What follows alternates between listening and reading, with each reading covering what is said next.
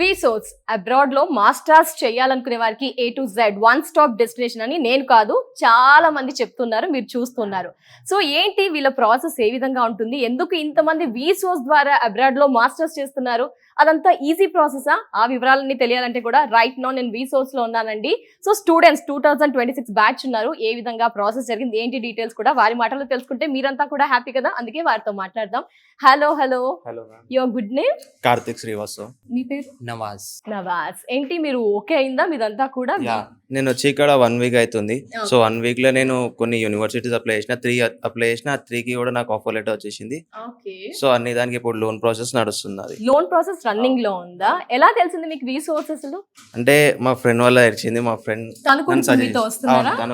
తనదేమో loan process start అయిపోయింది, రేపు లేకపోతే కన్ఫర్మ్ అయిపోతుంది. Okay okay. ఇన్నే నాకు రిఫర్ చేసాను. యూకే లో ఏ యూనివర్సిటీ ఇప్పుడు మీకు ఓకే అయింది? నేను కీల్ యూనివర్సిటీకి అప్లై చేసిన, దాని నుంచి ఆఫర్ లెటర్ వచ్చేసింది, ఇంటర్వ్యూ కూడా అయిపోయింది. So next process loan.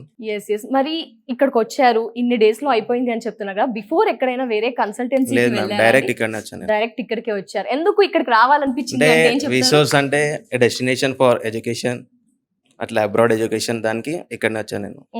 So రాగానే మరి మీకేమనిపించింది వీసోస్ ఇక్కడ? అంటే అందరు చాలా బాగా సపోర్ట్ చేశారు, అన్ని డాక్యుమెంట్స్ ఓకే అయినాయి, అన్ని రిఫర్ అయినాక అన్ని వచ్చింది, నాకు ఈజీగా అయింది.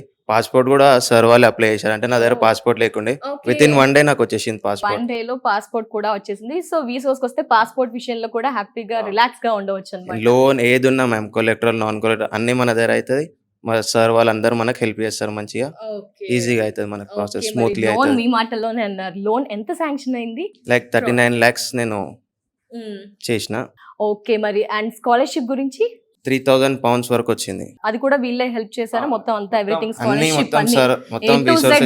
అనగానే ఎవ్రీథింగ్ వీళ్ళే చూసుకుంటున్నారు.